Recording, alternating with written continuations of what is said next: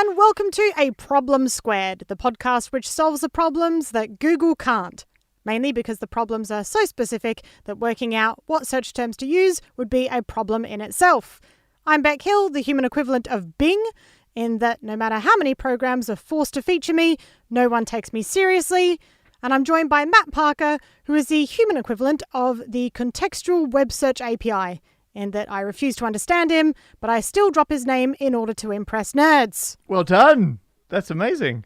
That was an intro. Yay. I did one. It had been written and it was delivered. Yeah. How did it feel? I feel psyched, Matt. I feel psyched.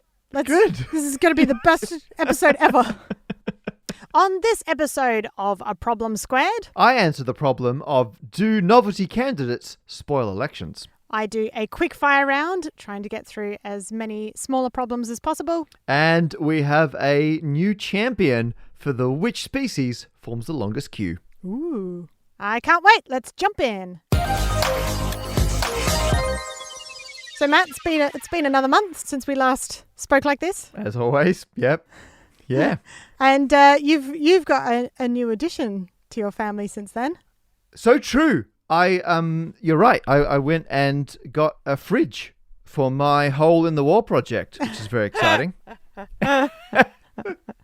Actually, you're right. Okay, sorry, two. I've got two new additions to the household. One is the fridge. I've not drilled a hole in it or anything else yet, but I've just purchased, and put a fridge in the hallway. It's in the way.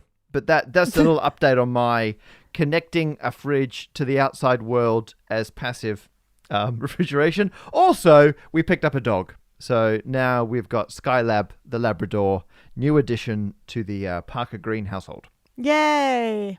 And approximately how many days did you go before you started up a YouTube channel for her? Oh, I think I got nearly 2 weeks. It was, yeah, that dog has got to pay its way. I've got a spreadsheet of everything that dog has cost me, and it's a lot. What sort of videos does she put out? Mainly vlogs, dog vlogs. I don't know. So I've done one video, which was her running in slow motion, because that was hilarious, because she's got ears that are too big for her head, and they flop all over the place. And so I thought that was very funny, right? But now I also want to train her to wear ridiculous outfits. So I bought a tie for a dog. So it's like the collar has got the collar of a shirt on it, and then a tiny tie. And so it's like a little business dog. Looks like a tiny business dog. And so I want to do a video which is Sky's first day at work. And so that's cute. But I don't think I've trained her enough. What I really want to do is open the front door and she sat there wearing a tie, ready for her first day at work. But by the time I close and open the door, she will have run off. She will be somewhere else entirely. Yeah. So I've got ambitious video ideas, but the training is lagging. But I will catch up. If it's anything like with Pudding and Pudding's Instagram, it was that at first I was very much about trying to stage these pictures, then realized how incredibly difficult it is to stage pictures with an animal or videos. And then I realized that whenever I have Pudding out, I like playing with Pudding. I don't want to sit there with my camera the whole time just trying to get the right angle, because then you don't actually get to enjoy having a pet.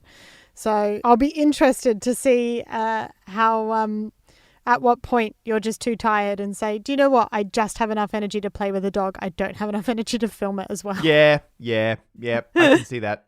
And I'm very much going off the Pudding model here. So it's good to know that's a risk ahead. I mean, everyone knows dogs suffer from YouTube creator burnout. So I'll make sure I'm ready to keep it. So she won't be beholden to a release schedule or anything. I've learnt the pros and cons of YouTubing, so I'll make sure the dog is familiar with these. And yourself, how have you kept? Because you've been overwhelmingly busy between the last time and now. Yeah. So the last episode we recorded, I was in the middle of filming Make Way Takeaway at the studio. Yep, your new breakout TV show. Yeah, and we got the studio filming done. We've just got location stuff left to do. It was exhausting, but so fun. Oh my gosh, Matt, because it's on a kids channel, but yeah, I mean, I originally started in doing stand up for adults, and then started adding in child-appropriate stand-up as well. Yeah, because you do also do stand-up for children. Like you do kids. Yeah. And it's so fun. There was a bunch of crash mats at the studio. So, and the director's awesome. So I was able to be like, hey, in this bit, can I finish by falling out of shot? And they'd be like, yeah. And so they'd grab this crash mat. And oh my God, it's been so Brilliant. long since I was able to just do a proper plank fall out of shot backwards, without bending. It was really, really fun. Really commit to it. Yeah. Oh, I loved it. I got to do multiple takes. I was in my element. I got to headbutt a cake. Have a good life. Good times. Okay, now it's time to solve some problems. Our first problem is, in an upcoming election, I want to vote for a novelty candidate, not just because I think it would be funny, but also because I think they would be good if they won.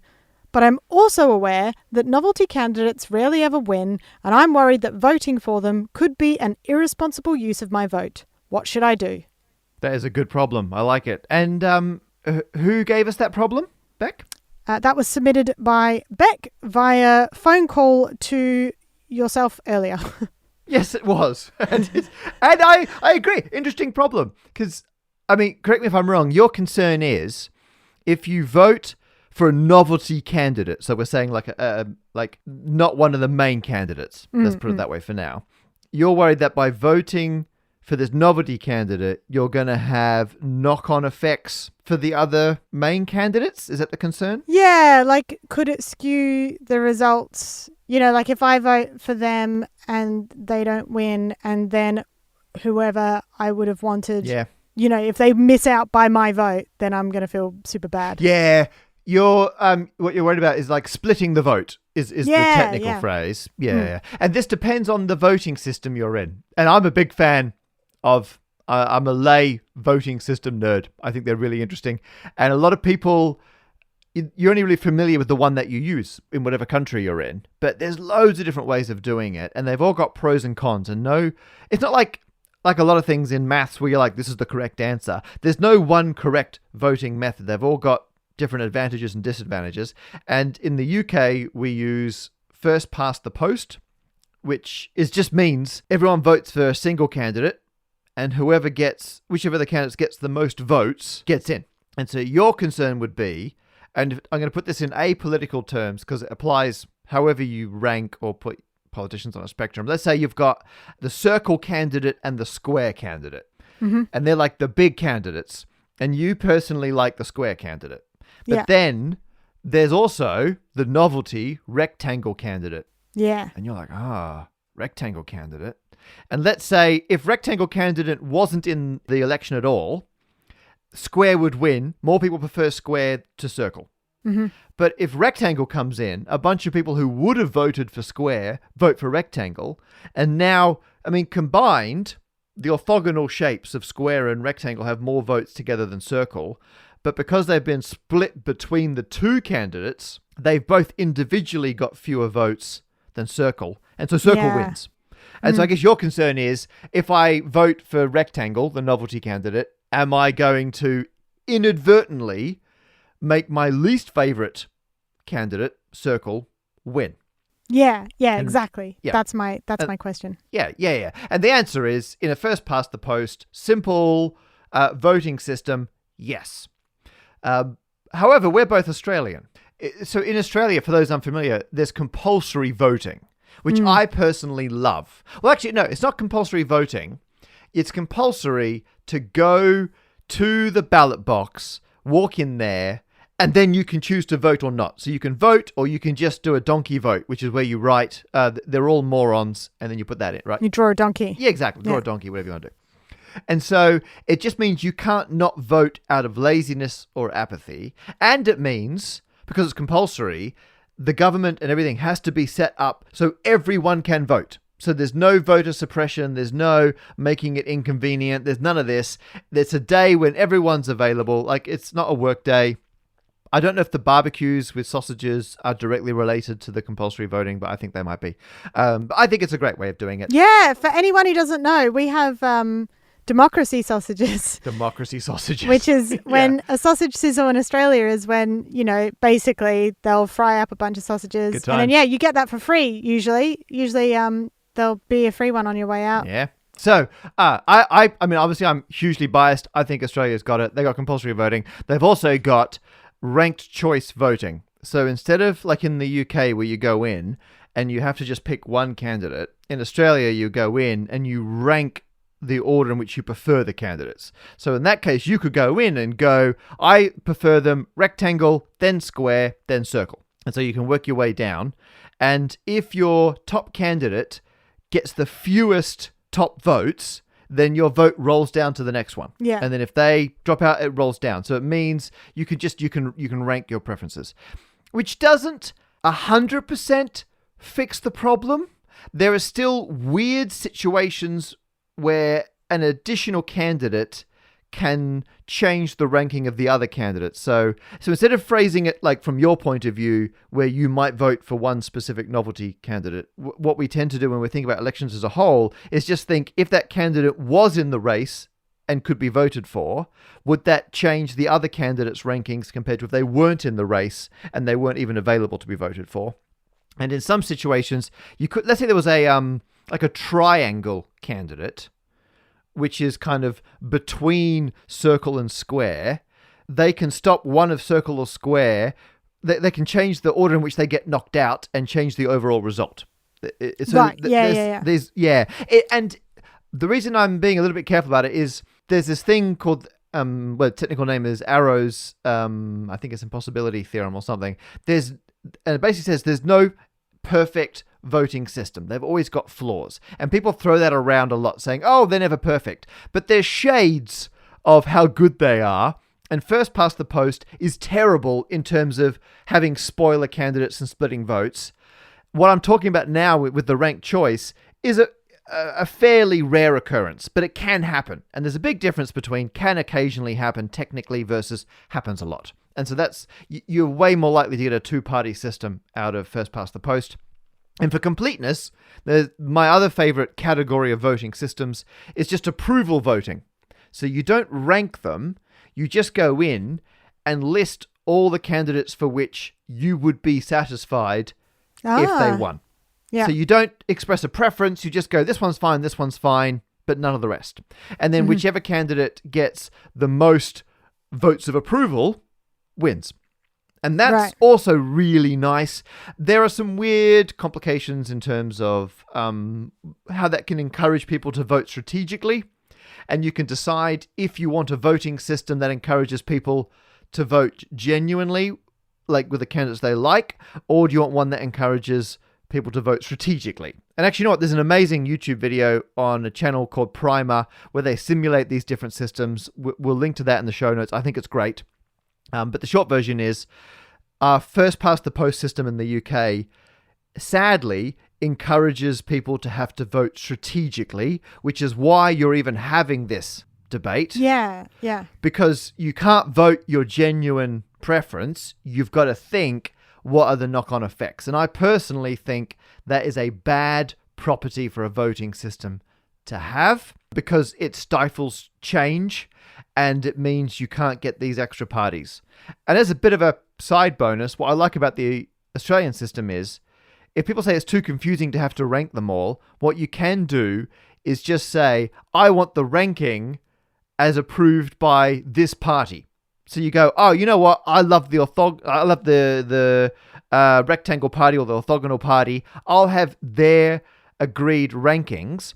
And it means there's a lot of compromise and negotiation between the parties before the election so that they can move up or down where each party is in the other party's preferred rankings. And so I like the fact that it encourages inter-party negotiation and compromise. Yeah. Even before the election has happened, which I personally, I'm like, that's a really nice side effect of that, because there's loads of ways you can do ranked choice alternate vote systems. I like that little side effect of the Aussie system. But in short, yes, and it depends, because you have to be strategic, it depends how certain it is where the other candidates will fall if you should vote for a novelty unlikely candidate or not. Because if it's a done deal for the other ones, then go for your life. It's going to be close. Then maybe you should think about voting strategically. But things will never change. Like, the fact it's a done deal is just how everyone else is voting strategically. So sadly, the system does not encourage genuine voting. Interesting. Well, you see, because I think novelty candidates are, like, I think it's such a fascinating thing. It seems to be, I don't know whether I find them more obvious in the UK because I'm just older and probably see a bit more of the news now than I did when I was younger in Australia. Yeah. But I mean, technically, I was a novelty candidate. I ran for Legislative Council in South Australia. Yes. Yeah. How'd that go? And I got votes too. I think I got How many? I think it was like 200, which is pretty crazy. Like that's at the time, considering that's like just my local area. And I didn't campaign either. I didn't have any like posters or anything. It was mainly there because the party that I was involved with just didn't have enough candidates and knew that if they didn't have enough, it would look pretty bad. You are a ringer. Wow. Yeah. But I just find it fascinating. And I think the novelty candidates often point out a lot of the flaws that are with the current systems. And it's funny how the fact that I'm not sure whether I should vote for this novelty candidate in itself is pointing out how flawed the system could be. Yep. And obviously there's issues like people tend to vote for novelty candidates when they aren't happy with the current system, and what did you say? Protest voting. Protest vote. Yeah. Yeah. And unfortunately, sometimes that backfires. With certain presidents. Yeah. Yeah. Exactly. Yeah. So there's different types of novelty candidate. You get like the fringe candidates, or fringe referendums or something, where people are like, "Oh, I'm just going to vote for the ridiculous option," or the most different option. So let's say that, there's also the stellated dodecahedron candidate, and people are like, I'm just going to vote for the crazy one, just as a ridiculous protest. But if enough people do that, it's got, legitimate consequences. Yeah. Yeah. Well, this is the interesting thing, because I think a lot of people see novelty candidates as just jokes. And every now and then a novelty candidate comes along who talk sense. And I don't think I've ever told you about my favorite story about a mayor, an independent mayor of Bogota. No. His name was his name still is Antanas Mockus. So Antanas, and then Mockus as in Mockus, Mockus. I believe that's his real name. He was the mayor for 2 terms in the early to mid 90s. And he had all these sort of policies and things that came into play that were seen as quite over the top, but they worked. So one of my favorite things about him is that one of his initiatives is that he hired 420 mimes. Mimes? Yeah. To make fun of traffic violators, because people kept driving through pedestrian crossings and through red lights. Right. And despite being fined, they weren't stopping. And so he reckoned that Colombians are more afraid of being made fun of than they are of being fined. So they had mimes at all these intersections. And when cars ran through traffic, the mimes would make fun of the cars and chase after them, and everyone would laugh. And wow. It worked. Traffic violations fell. They dropped by over 50%. They ran as a novelty candidate, as in like not someone who was expected to win. I mean, I don't know enough. It's actually quite hard to find information about it in English. I've only been able to research him based on what people have translated. Gotcha. But I found out about him at a science centre exhibition years ago about the future, and they were talking about they were looking at different ways that political systems work and leaders can lead and that sort of thing. And they used him as an example of someone who used initiatives that were outside of the box but had really great consequences. So it's just really fascinating. And I think that there's a lot to be said for candidates who have ideas that are a bit ridiculous but could actually end up having a really positive impact. And just out of curiosity, Beck, who is this novelty candidate that you're considering voting for?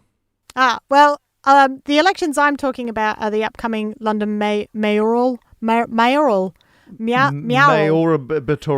think, technically. mural elections. The mayor of London election. Yeah. At the time that this podcast comes out, it will be about 6 days away, within the week that this comes out. So I'm specifically referring to that. Obviously, there's different types of elections and candidates all over the world.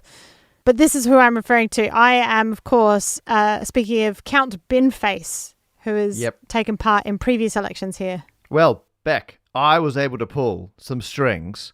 What? And regular listeners will know they were very short strings to get on Count Binface themselves to put forward the argument for why we should have fringe candidates. So it is with great pleasure to introduce, I believe, our first technical guest on A Problem Squared. Live. Count Binface. Hello, Matt. Hello, Beck. Hello, listeners. It's a pleasure to be here. Hi, Count Binface. Hello. Yes, I am the aforementioned intergalactic space warrior and part-time politician Count Binface, formerly Lord Buckethead in 2017. Went a little bit viral then. Then I suffered an unfortunate battle on the planet Copyright, and some American film producer took over my Twitter account after I got famous. So I've had an upgrade, but I'm back. I'm Binface, and I'm fighting to be mayor. And I think most listeners, if you're in the States, will know you from your John Oliver's Last Week Tonight appearance. Yes, that was lots of fun. John and the boys and girls getting me up there with a lot of dry ice and lasers, which is my kind of thing. So I had a lovely time over in New York City, which is the second Earth capital to obviously the big one, which is London. Of course, if I was running in New York, I'd swap that round. So, Binface, your Countness, as you've heard, we've been wondering about the pros and cons of having fringe candidates who may split the vote in a UK election, and I thought you might want to make the case for why people of London should vote for you for mayor. Well, certainly, I'll do both those things, Matthew. It's a pleasure to be asked. Firstly, I must say, actually, I can give you a little bit of detail on the British electoral system, because you referred to the first past the post system. However, the London mayor election, for which Beck is considering voting for me, does not operate the first past the post system. No. That means two things. One, it means that Beck has more choice than she thought she had. And two, it means I know more about politics on your planet than a pair of humans do. Yeah. There we go. So basically, it works like this. In the British parliamentary elections, it works as Matt described. Each voter gets one vote only. However, in the London mayor election, Beck has two choices. She can vote for Count Binface as her first choice, and why wouldn't she? And then she can vote for or against Sadiq Khan, because ultimately that's what this election is. It's a referendum on the current mayor. She can vote whatever she wants for the second choice, but who cares about that? She can give freely her first vote to Binface, and everything will be hunky-dory. And just for the listeners as well, obviously there's a lot of policies and initiatives that you have in place that I think would make London a better area to live. Can you enlighten anyone who isn't familiar with you? Absolutely, I'd be delighted to. It almost sounds like I planted those questions, listeners, but I haven't. She asked me freely. My platform is a fully costed manifesto, which alights upon several key areas. I would, 1, rename London Bridge after Phoebe Waller, because she's a national treasure. It'll get the tourists flocking in, when that's allowed again, and it would be lovely. Give everyone a shot in the arm, AstraZeneca or otherwise. Lovely. Second, I would have free parking between Vine Street and the Strand, but for electric vehicles only, because I'm a progressive bin. What else would I do? I would make sure that the hand dryer at the Crown and Treaty pub in Uxbridge is moved to a more sensible position, because it's insane. Trust me on that one. That one needs fixing. And get this one, I will finish Crossrail. Listeners, if you're not in the UK, they've spent billions and billions of pounds on a gigantic tunnel, and they haven't put any trains in it. Well, Binface will, and Alien is the one to get it sorted. Now, Count Binface, it's been pointed out that the UK tends to have more, or at least more obvious novelty candidates than other countries. Do you have any comment? Like, is that a feature of the UK system, or is that just our biases? I can't speak for other systems particularly. Well, I can speak for my star system, of course, because on the Sigma quadrant we have, my goodness me, we have all sorts standing there. I can tell you, it's quite a potpourri. I mean, not as mad as the other London candidates, but you get a few characters. But as for the UK, I would say yes, the first past the post system in general elections does tend to bring up the eccentricity of British humour and marries that with a quite bizarre political system. And the reason for that is what Matt mentioned, is that several, in fact most of the parliamentary seats are what are known as safe seats, which means that ultimately the incumbent, whether it's Labour or Tory or SNP or, can you believe this? Liberal Democrats. There's actually a few of them left. These people, some of them can stay in there for 20, 30 years because the demographic means they can't be beaten. So what does that mean? It means that once in a while, someone in the constituency thinks, well, if you can't win, you might as well have a laugh. And so they stand for, I think, an expression of democracy. And that is what I think is so wonderful about novelty candidates. It is a demonstration that in the 2020s, it is still possible for anybody to stand on any platform and campaign for free votes. And you see it, these crazy, crazy candidates, people like Boris Johnson and Donald Trump, complete lunatics standing. And I applaud them for it. But as I say, it's important that the sane ones like me stand too. I have to agree. I do like the fact that novelty candidates encourage involvement in politics. So, of all the ridiculous ways to get people paying attention to elections and pointing out the ridiculousness of having a system that encourages these safe seats, and I think just kind of showing how impossible it is to have a legitimate third or even second candidate in some of these cases because of the way the voting works. I think novelty candidates are great. I'm all for them. And serious ones like Count Binface. Well, quite right. So there you are, everyone. If you are in London, the London mayoral election is happening on the 6th of May. And I don't think A Problem Squared, the podcast, will ever formally endorse a candidate, but I suspect Vote Binface is the closest we will ever get. At the very least, we've all learnt a little bit more about how elections work. Quite right. We also learned about some of Matt's favourite candidates, be they square, circle and rectangular. I say vote for the slightly conical cylinder. And ladies, gentlemen, boys and girls, and everyone else, may the 6th be with you. As we have previously discussed, Beck has been working very hard on her TV show Makeaway Takeaway, which means she hasn't been able to do the kind of in-depth, thorough research that we like to bring to some of the problems we're given here at A Problem Squared. However, we do get a lot of smaller problems, and Beck is not one to rest on her laurels, so whenever she had a free moment, she was solving smaller problems, and so we thought we'd do a quick-fire round of the small problems Beck has taken care of. Yes. Okay, Beck, your first problem comes from Josh, who entered this in the problem posing page at aproblemsquared.com. And they say, their problem is, how do I explain Eurovision to Americans? Yeah, it's X Factor, but where the contestants are countries and cross with a circus. Okay. Half the show is complicated voting. Would you try to incorporate that in an explanation, or No, they don't need to know that. Don't need to know. Don't need to know. Let them find out like the rest of us did. In that you watch it, and for half the time you go, "This is really funny," and then for the second half you start drinking. Yeah, and you're just for some reason watching votes being tallied. I love it. Okay, you know what? Ding, that works. Yeah. I'm on. Up next, Benjur on Twitter says, "What's something I can say or do to make a good impression when meeting people for the first time?" So I like this one because you may or may not know that I briefly did door-to-door sales when I was living in Australia and needed money, which is when like you get the people who come to your door and they either want you to sign up to sponsor something or they want you to sign up to change your electricity company or donate a thing or change your power company.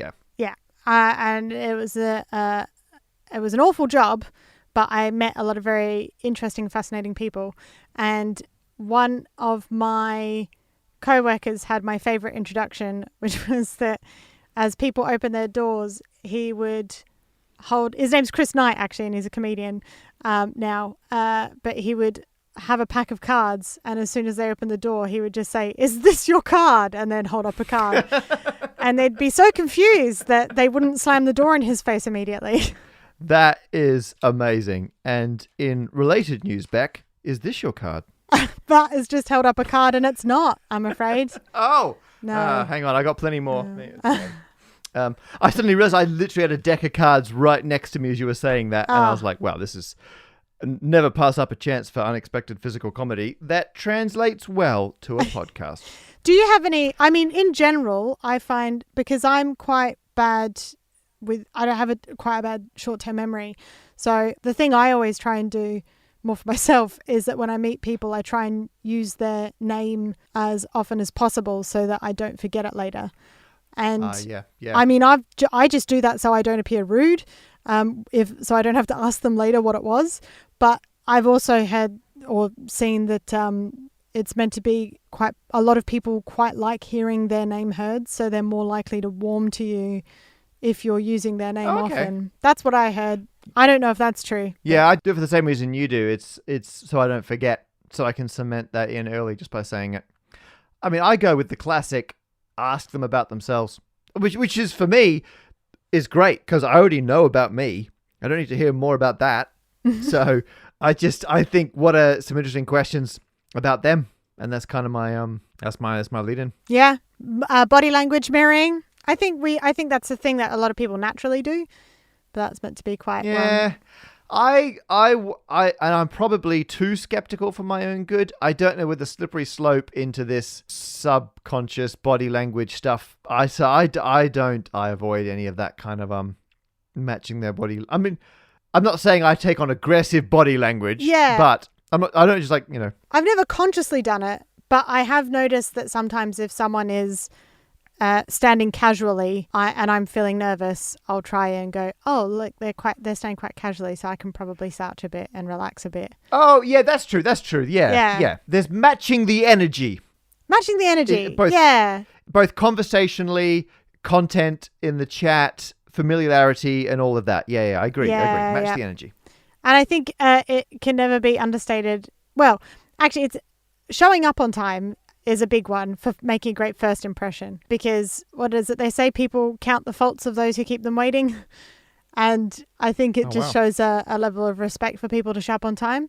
That said, I'll tell you what, I hate if I show up to a meeting, that if it's, somewhere other than the building, and if the power dynamics are that I'm meeting someone in a position of power above me, say it's a TV meeting. New TV show.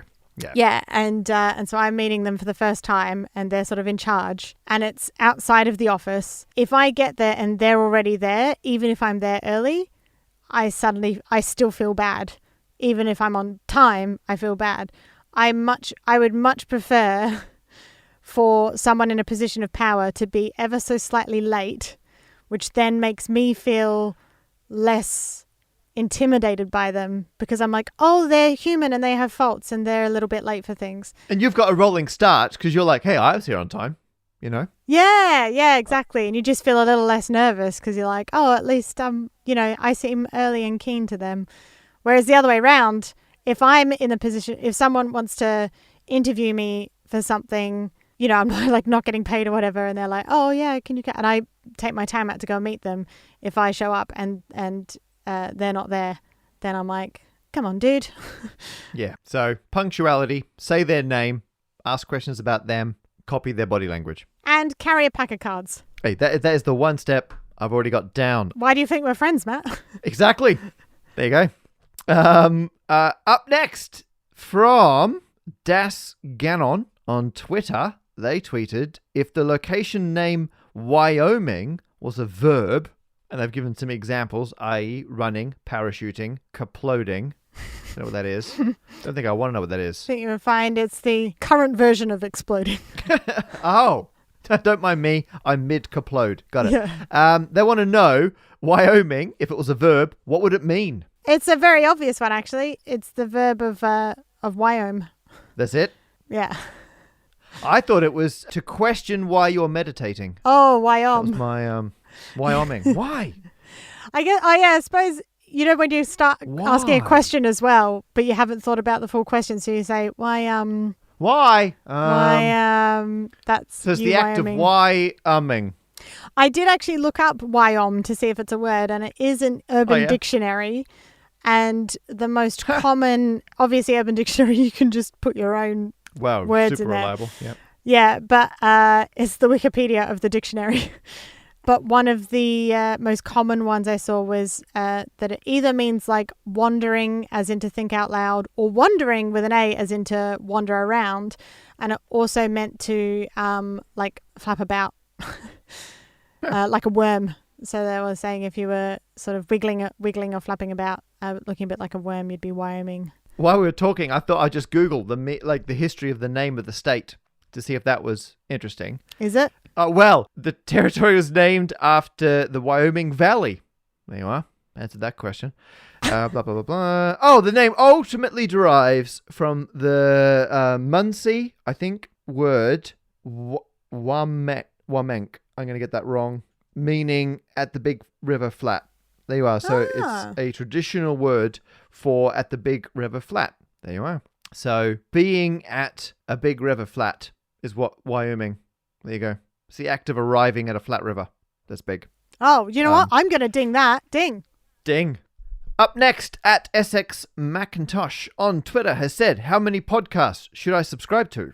I like this problem. I don't even know if it's a problem. I don't think it is a problem. I think you subscribe to as many as you like. As you know, Matt, I am subscribed to a lot of podcasts. You are what gives us authenticity in the podcast space, because I listen to dangerously few podcasts. So you're listening for the both of us. One that I actually want to shout out, which probably, more people have heard of than have heard of our podcast, but Office Ladies. If you're a fan of the US series of The Office, it's Jenna Fisher and Angela Kinsey who play Pam and Angela on the show, and they're just going through every episode in huge amounts of depth and detail as to every aspect of the episode, and it is a delight. If anyone has been like feeling a bit and between our episodes of this show wants to feel a bit cheered up and like they're listening to their two friends talk about something fun.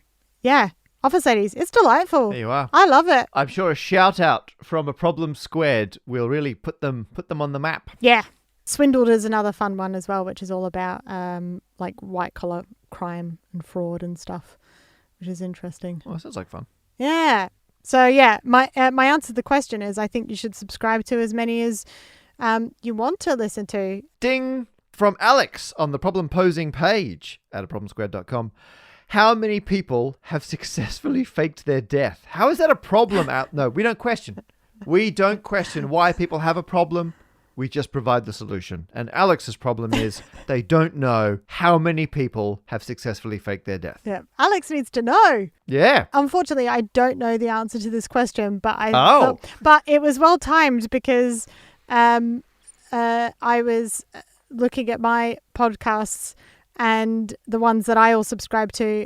One of them is a true crime podcast by an Australian host called Case File. And they've just, within the last week, have announced that they're releasing a new series called Pseudocide, which is entirely about people who have faked their own deaths. Oh, there you go. So you haven't got an answer for Alex, but you can point them in the direction of more information. Yeah, Alex can go subscribe to Pseudocide by Case File. I don't know if it's any good. I haven't listened to it yet, but, that felt like a real synchronous moment. I suspect you could calculate how many people have faked their deaths statistically if you had more than one way to measure a population size. So if you had like the official births and death numbers every year, and so you're tracking what the population should be according to the people who claim to have died, and separately you've got some proxy for population size, like consumption of food or monitoring like sewerage volume. And there's interesting things about places where they've monitored sewerage to estimate like drug use in a population and these sorts of things. Wow. I think you'll find, Matt, that if someone claims that they have died, they are lying. Okay. Oh, yeah. Okay, that's cool. Good point. I've missed the obvious point. They go, "Hello, I'm dead." Yeah, I know. I got you. But okay, let's say they didn't fall for that easy trap that would undo their scheme. Can I say that the problem with this is that after a certain amount of time, technically any fake death becomes a real death. That's a good point. So you would only be able to measure how many people fake their deaths like at that precise moment, like between the time that you're measuring. Yep. You wouldn't be able to say overall since the beginning of time. That's true. People who fake their death and that continues to be a lie. Yeah. Yeah. Because like there could be like 1,000 people who fake their death in 1892, but I'm happy to say most of them have unfaked it. You're right. It's my favorite type of problem. One that if you leave it for long enough will just fix itself. And I suspect, I mean, I'm impressed you've narrowed down my theory to just one major problem. The other one is I suspect you'd have to have a large percentage of the population faking their death. Like there'd be a threshold above which you'd be able to tell there are more people in a population than the death records indicate there should be. But you wouldn't get kind of granular information on a smaller scale. So I think your advice to go listen to a podcast about it is the best ding we're going to give it. Yay! And that concludes Quickfire Problem Solving Round with Beck. And finally, we are on to any other business. Matt, do you have any other business? Yes, I have an update from in our previous episode 017, we were looking at which species, if you got every member of that, like every animal in that species or whatever creature, and you put them in a queue so they're all lining up, which species would form the longest line. And we had a big debate, and we guessed it was probably chickens. Yeah. Well, chickens actually, if humans were not allowed to just lie down, humans would be just in front if we get to lie down, and chickens would be in front if humans didn't. Because humans lying down, all of us together would be about 13 million kilometers. Chickens, we estimate, would be about 11.6 million kilometers if every chicken in the world queued up. Well, someone has blown that out of the water. They've come in with a new candidate creature. What? And part of the problem last time was I couldn't find an exhaustive database of every single species with their lengths and population sizes. And so we were kind of just trying to think, what could the creature be? And Scott went to the problem posing page at problemsquared.com, which we recently added the feature. You can now submit a solution. And Scott went on to the page, they switched it from problem to solution, and they said Antarctic krill. And I've looked it up. There are a lot of Antarctic krill, and they're bigger than you would expect for a type of plankton. So there is zooplankton, so they're like the animal version of planktons, and they eat smaller types of planktons. Oh my gosh, like the one from SpongeBob. I know. Oh, I guess it was a pineapple, so you could get an absolute scale in SpongeBob. Yeah, so like the plankton, I always figured plankton were tiny, but this turns out krill, 6 centimeters. There you go. Wow. And there are a lot. So I couldn't verify numbers in terms of absolute population size, but I did find some research which gave the total amount of mass And so the best research, it seems a little out of date. I think it was from the 90s, but I don't think it's changed dramatically. They estimated that there are approximately 500 million tons of Antarctic krill floating around the South Pole. Isn't that just insane? And apparently it's up a bit because the whale numbers haven't fully recovered from intensive whaling in past centuries, and whales are not what normally keep this krill in check. So there's a lot more of it, but it's still apparently like half of the krill, the Antarctic krill, gets consumed every year, and they just repopulate like crazy. And there's just huge swarms of these things out there. And so I was able to find out they're roughly 2 grams per Antarctic krill. And so if you divide that through and then you multiply it by their length of 6 centimeters each, they're a bit longer than humans lying down at 13 million kilometers because they clock in at 15 billion kilometers. Whoa. They are about 1,000 times longer than humans or chickens. And they are all the same species. So it's not like ants where we were lumping all of ants together, but we know that they're actually thousands of species. Yeah, or different types of cockroach. Yeah, exactly. One species, hundreds of trillions of these things. Just trillions and trillions of them. 15 billion kilometers. That is off the chart. I cannot imagine another species is going to overtake that. If anyone thinks that they can knock the Antarctic krill off the top spot, go to problemsquared.com and submit a different species in our problem posing page, which also accepts solutions, and we will run the numbers. But I think that is our definitive answer. The Antarctic krill. I think that Scott has earned a very special ding. Well done, Scott. You got a limited edition ding. Wow. And that is it for episode 018 of A Problem Squared. If you have any problems, you can send them to us at our problem posing page, which is problemsquared.com.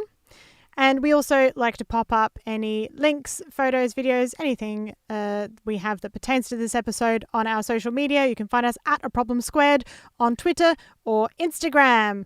Once again, we want to give a huge thanks to our producer, John Harvey, who also managed to link us up with Count Binface for this episode, and our problems curator, Steph Keegan. Bye! Bye!